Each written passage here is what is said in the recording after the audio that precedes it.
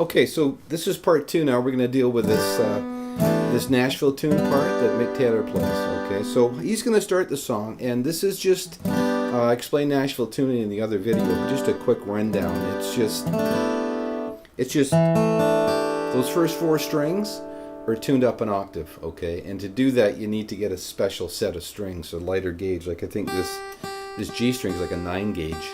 But I'll list the gauges down here. Where are we here? Yeah, down there. Okay, just so you know. Anyway, so he starts with a G chord, and he's just going to start the tune like this. Just an upstroke and a downstroke.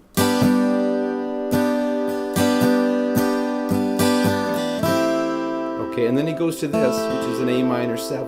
Okay? So D2 and B1.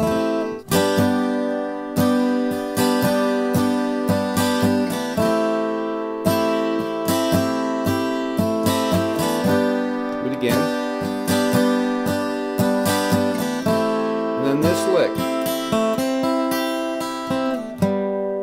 and that's just, he's going to go an open G, right? So A3 D2, but in that form. So you're forming a C chord, right? And then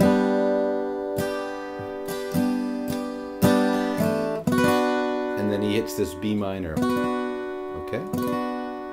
And from there on, he's going to do harmonics. So he's going to, on the next chord change, he's going to hit that G12. And they're all natural harmonics, G12, D12. I'm not going to call every single thing, okay? But hopefully I'll call the strings and you can see where I'm at. And then B12. Okay, then back to the G. And then when the guitar goes to A minor, he's going to go. Okay, so the E12 and A12. And then he's going to play chords for a while. Just a C, D, G, back to the D, then B minor, and then he's hitting here on B7. Back to the G.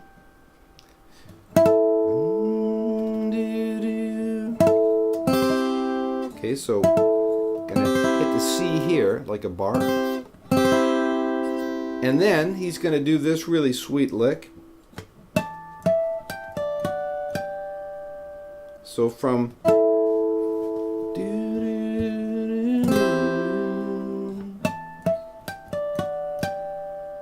okay, which is just A and D on the 5th, or A and E, okay, and then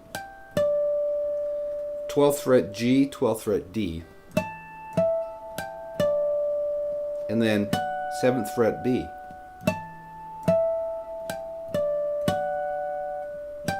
and then 12th fret G. So, and then moving on, it's D, G on the 12th, and then B7.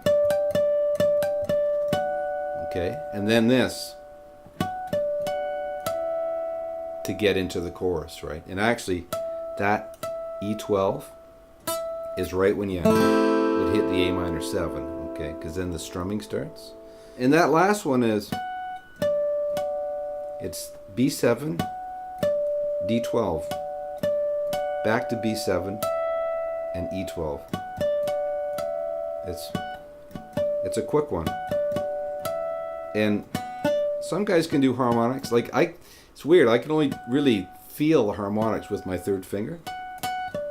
If you can do them,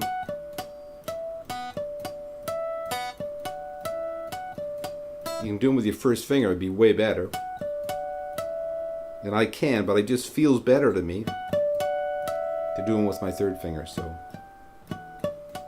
Okay, and then you're into the chorus. Okay, so that whole section from the B minor.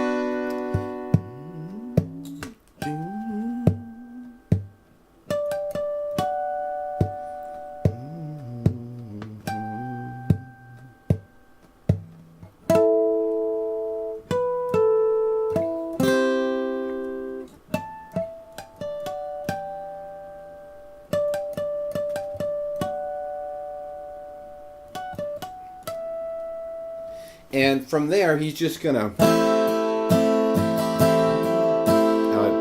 A minor, C,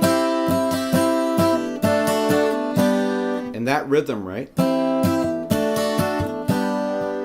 F, then C, and that, right? From the C to the B minor to the A minor. Again.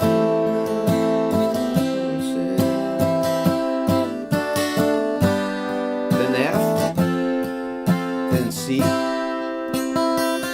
and that lick, which is just an arpeggio, right, of the C, and then you put your little finger on D4 or D3 to get that suspension. Okay, and then we go and repeat the whole thing, and then the second time through he does the harmonic stuff, but he adds more stuff, just kind of improvising over that idea, right? Okay. But that's the intro, the first verse, and the first chorus, okay? And then the only other part is in the lead part where, you know, Mick is doing Keith is doing the open G stuff. He's just going to go, coming out of that chorus. Then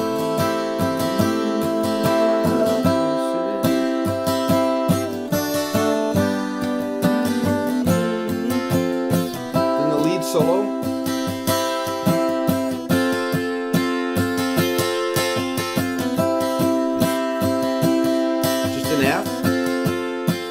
C, D, G,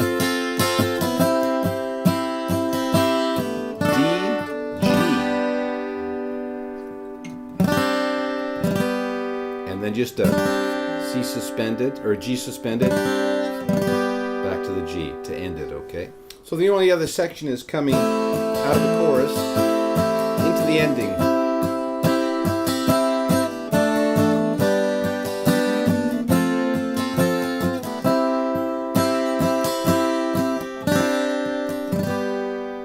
Okay, and I'm pretty sure that's how that guitar ends, just a G suspended to G, okay? And that's it for this guitar. Okay, so next bit we'll do the electric leads and solo. Okay, so now for the fills and the solo. It's a really cool guitar part. This is just in standard tuning, okay? And it's just a real kind of a mellow sound. I've got my volume down a half. And I'm still on my gain channel, but I got like virtually zero gain going. So I've got trying to get a fairly clean tone here, okay? So that's how it starts out. That's the first fill. B12, E10. Slide it down 2 frets. And then we're on, what is that, B8 and E7. Okay, do that twice. And now the first chord, which is the B minor, we're just going to bar here on and play the last 3 strings on the 7th fret.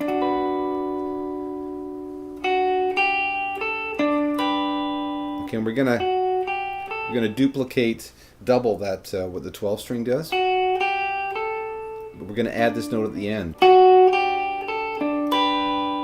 Okay, and then we're going to kind of upstroke because we got that there, right? We've got the G there. But I'm going to play it like that, right? So barring and then just first or second finger on B8. So.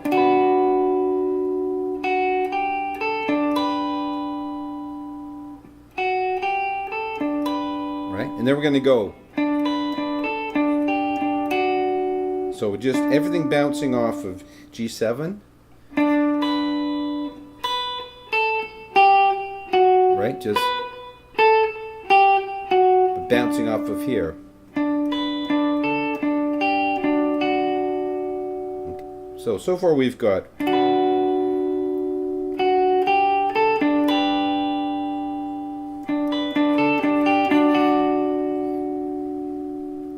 and then no picking in between, just that G chord, and then we're going to go down to the A minor and just play these 3 strings on the 5th fret. G, B, and E, and then up to like a C chord, C bar chord, but just the last 3 strings, right? G, B, and E. Okay, and then he does this lick. which is just a D chord, arpeggio down from the top, and then little finger here on G3 or E3. So he's just sort of adding little arpeggios to the chords, right? And again here, I don't know how much of this is planned. I think he's just jamming it, you know. Every take would be a little bit different, okay? So from here,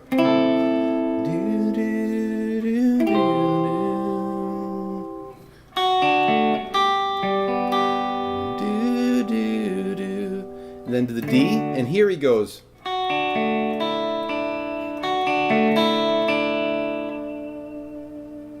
Oh, so it's just an arpeggio down, and then open E, right? Sort of do it twice, right? So.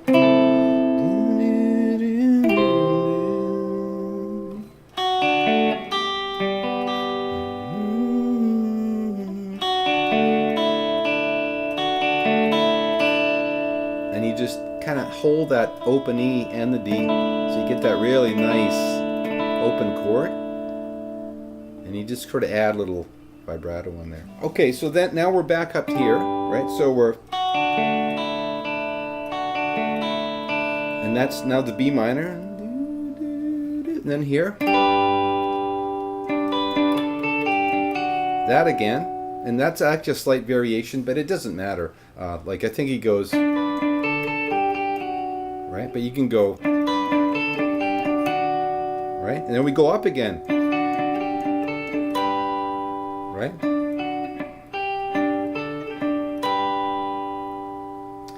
and then we're, right, just we add that little B note there.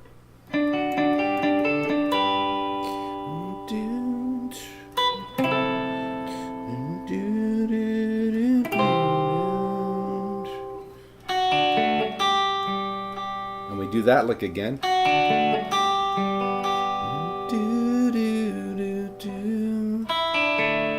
And then we do this. So from here,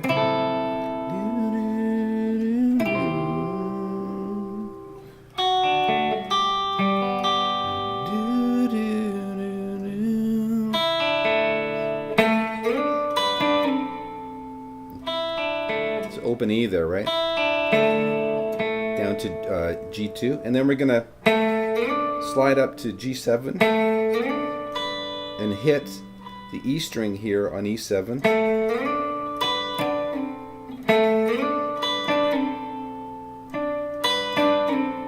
and slide that whole thing down.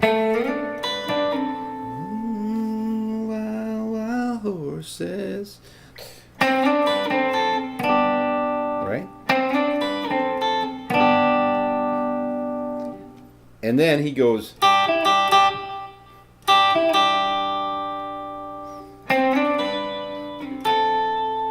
It's kind of hard to do without a backing track here, right? But this is what he's doing. So you might have to just kind of, it might be actually easier for you just to watch the video a few times to pick these up once you learn the positions, right? So.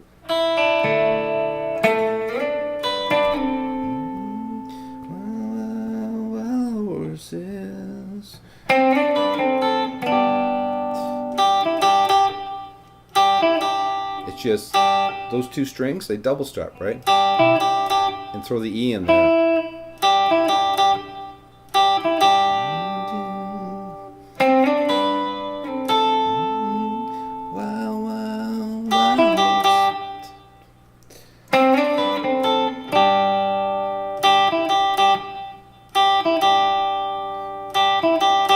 Okay, so those are the fills there. Like I said, it's hard without the backing track, but you get the idea of the position. So just go over the video in that part just to see how those all fit in. Okay, so that's it for the intro, first verse, and chorus. And then of course the fills are just, you know, he's just jamming it basically, right? And you never want to get too specific with anything the Stones do, because that's really not their modus operandi, you know. they're just kind of a jamming band that all three of those guys, they all just work together beautifully, right? Okay, anyway, so now we're going to get into the solo part. So we're coming out of the chorus.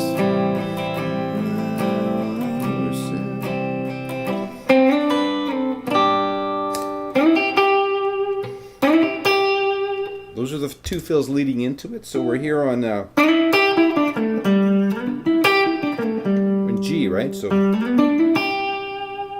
and we're so that's G10 to B9. Okay, and then the solo starts, and it's what I do is I pick it with my fingers because I just like. I just think it just feels better to me to do that, okay? And then we're on the C note up on B11 or B13. And then, and this solo goes in between C minor pentatonic and G major. So that's kind of like the C minor pentatonic bit there, but it starts out with the G major.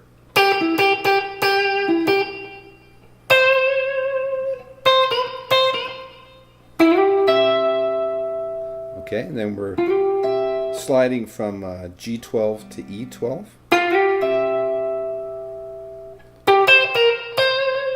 Right?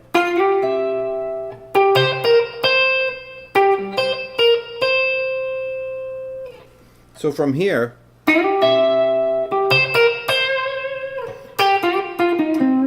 love that lick. That's that C minor pentatonic, right?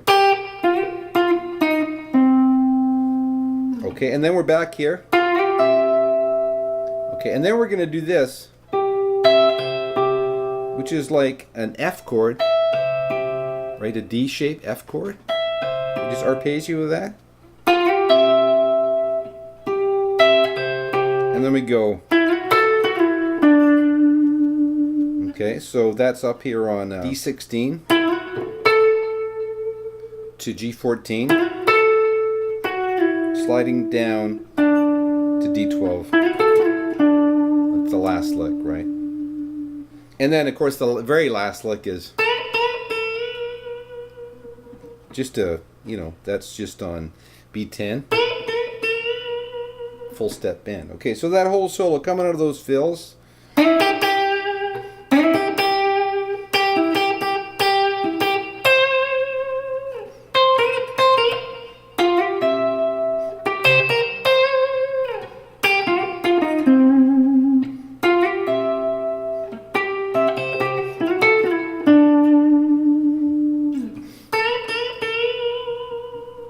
Okay, and then we got that last lick there. Okay, and that's it for the electric. Okay, yeah, really simple stuff, but really tastefully played, and with a lot of feel.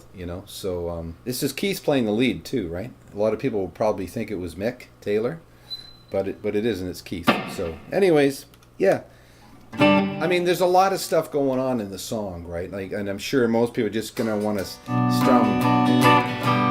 strum the chords, but I wanted to do a full kind of analysis of exactly what was going on there, because I've always thought this was one of their, if not maybe their greatest song, and there's something magical about it, right? And I think a lot of that has to do with how the guitar parts all combine and mesh together, right? So anyways, hope you get something out of it, and we'll talk to you next time.